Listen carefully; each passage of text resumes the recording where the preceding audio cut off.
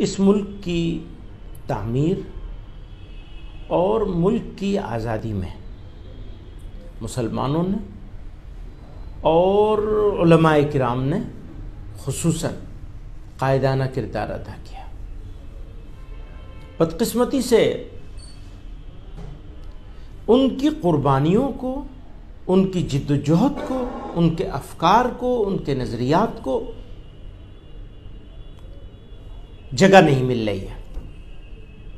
न text book में जगह मिल रही है, न अखबारात में जगह मिल रही है, न मेन स्ट्रीम मीडिया को इसकी फिक्र है। ऐसे में खुद मुसलमानों को और आम हिंदुस्तानियों को कैसे पता चलेगा कि मुल्क का मुसलमान मुल्क के लिए असेट है या मुल्क का मुसलमान मुल्क के लिए बोझ है। और ख़ुद मुसलमान को भी नहीं मालूम कि उनके अकाबिर ने, उनके बुज़ुर्गों ने क्या कुर्बानियाँ दी। ऐसे में ये जो सीरीज़ शुरू की गई है हिंदुस्तान मेरी शान के नाम से, ये बड़ी दिल को छू लेने वाली है।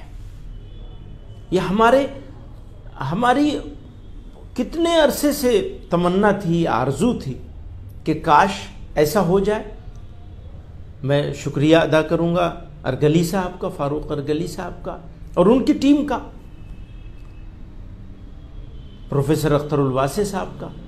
इन लोगों ने इसको शुरू किया है और पूरे जज्बे और जुनून के साथ। काम भी तभी होते हैं जो अगर जुनून के साथ किए जाएं। अगर कोई काम जज्बे के साथ, जुनून के साथ लगातार नहीं किया जाता, और ये काम बहुत बड़ा काम है कि हम अपने नौजवानों तक भी और मुल्क के नौजवानों तक भी छोटे छोटे एपिसोड में, छोटे छोटे हिस्सों में, पुरअसर अंदाज में लफ्ज़ी किए बिना अगर हकीकत को मुंतकिल कर सकेंगे तो ये मुसलमानों की भी खिदमत होगी और उससे ज़्यादा मुल्क की खिदमत होगी कि सही डायरेक्शन में मेरा मुल्क चले। ये वहीं से मिलेगी उसकी रोशनी, उसकी प्रेरणा, जो हिंदी में कहते हैं प्रेरणा।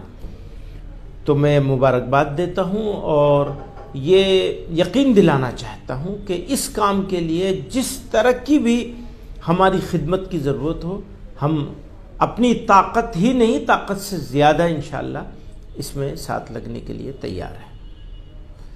बहुत बहुत शुक्रिया।